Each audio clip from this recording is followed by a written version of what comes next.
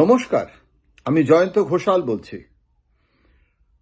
কি হবে উত্তরবঙ্গে এসব নিয়ে তো অনেক আলোচনা হচ্ছে, কিন্তু একটা জিনিস আমি এই দিল্লিতে এসে লক্ষ্য করছি যে সর্বভারতীয় সংবাদ মাধ্যমে তারা বিপুলভাবে দেখাতে শুরু করেছে যে এই যে হুমায়ুন কবির উত্তরবঙ্গে পৃথক দল করে তিনি বাবরি মসজিদ প্রতিষ্ঠা করবেন, তারপরে তিনি প্রচার শুরু করেছেন, দুটো জায়গা থেকে দাঁড়াচ্ছেন। আর তার মধ্যে ওয়েসি সাহেব তিনি তার মিম নিয়ে এসে গেছেন এবং তিনি হুমায়ুনকে সমর্থন করেছেন। এ তো প্রথম দিন থেকেই শুনছি উনি সমর্থন করবেন। এর আগে তো উত্তরবঙ্গে অনেক প্রার্থীও একদা দিয়েছিল আমাদের ওএসি, যখন বোধহয় পুর নির্বাচন হয়েছিল না পঞ্চায়েত হয়েছিল, পুর নির্বাচনই যতদূর মনে পড়ে, কিছুই দাঁত ফোটাতে পারেনি। আর একটা মজার ব্যাপার হচ্ছে যে ওএসি সাহেব তো উর্দুভাষী মুসলমানদের জন্য উনি বেশি কাজ করেন এবং গোটা দেশে হায়দ্রাবাদে কিছুটা বিজেপিকে সুযোগ পাইয়ে দিয়েছেন। কিন্তু এই জিনিসটা পশ্চিমবঙ্গে উর্দুভাষী মুসলমানের শতকরা পরিমাণ কত, আর উত্তরবঙ্গেই বা সেটা কতটা? তো হুমায়ুনের সাথে জোট বেঁধে কি লাভ হবে?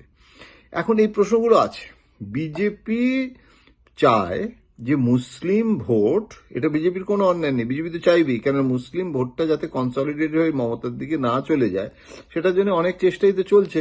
তো যদি ওএসি আর হুমায়ুন মিলে উত্তরবঙ্গে ভাঙতে পারে, যেরকম আইএসএফ কে দিয়েও একদা ভাঙানোর চেষ্টা হয়েছিল, আইএসএফ দক্ষিণবঙ্গে ইন্ডিয়ান সেকুলার ফ্রন্ট, এখন দুখানা মুসলমান দল, তারপর আর একজন ওএসি, তাতে তৃতীয় আর একটা অনুপ্রবেশ।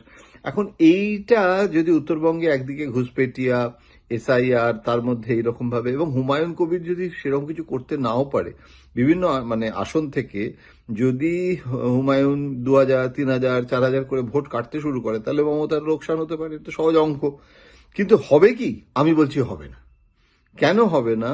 তার কারণ আমি দেখতে পাচ্ছি, এটা দিল্লিতে বসে বিজেপি শীর্ষ নেতারা বুঝতে পারছেন না, যে মুসলিম জনসমাজ এমনিতেই এন ব্লক একদিকে ভোট দেয়। হিন্দু ভোট আর মুসলিম ভোটের মধ্যে এটা একটা বিরাট তফাৎ, এবং সেই মুসলিম ভোটটা আরো ইনসিকিউর হয়ে বিজেপি যত এসআইআর করছে, যত অনুপ্রবেশের ধ্বনি তুলছে, আর যত রকম ভাবে মুসলিম বিরোধিতা শুরু হয়েছে, একটাও তো মুসলমান প্রার্থী বিজেপির পশ্চিমবঙ্গেও নেই, এবং মুসলিমদের জন্য তাদের কখনো কোনো রকম মাথা ব্যথা নেই, এবং এমনকি ধর্মনিরপেক্ষ রাষ্ট্র মানি না, ধর্মনিরপেক্ষ এসব কথা বিরোধী দলনেতা বলেছেন।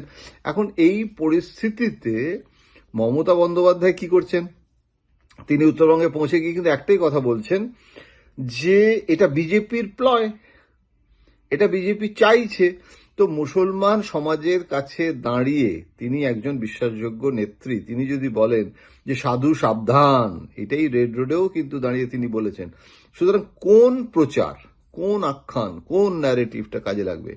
এখনো পর্যন্ত বিগত নির্বাচনেও যা হয়েছে তার পরিস্থিতিতে কোনো পরিবর্তন আমি দেখছি না, এবং মমতা বন্দ্যোপাধ্যায়ের মুসলমান ভোট ভাঙা এটা বিজেপির কম্য নয়। এবং ওই হুমায়ুনই হোক আর জাহাঙ্গীরই হোক, ওই মুঘল সাম্রাজ্যকে দিয়ে আর যাই হোক, মমতা বন্দ্যোপাধ্যায়ের সাম্রাজ্যের পতন ঘটানো এত সোজা হবে না।